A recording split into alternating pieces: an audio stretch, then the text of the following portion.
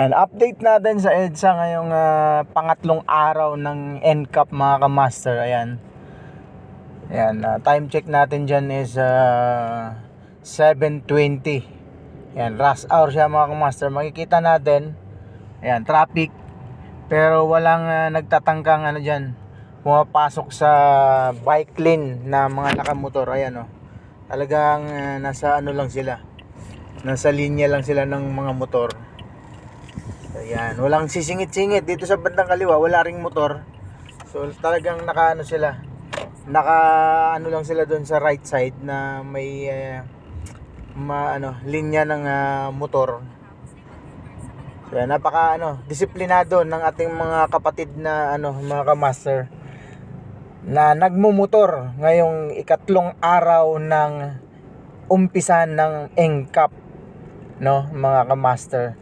So mamaya ay puntahan naman natin yung C5.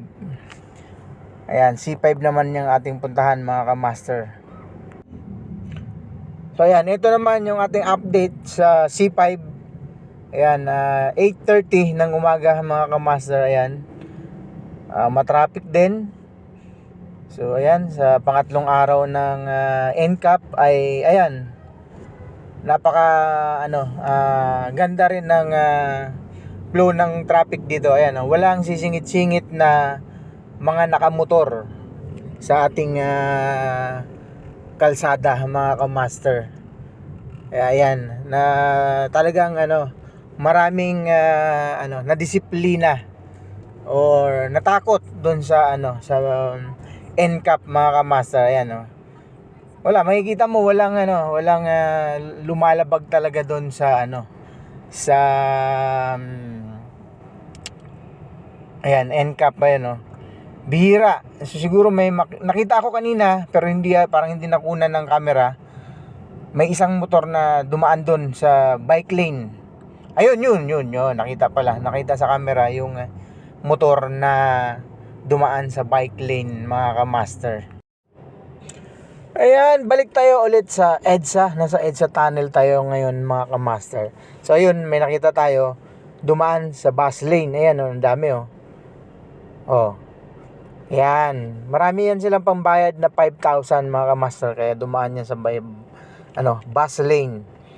Ayan, dito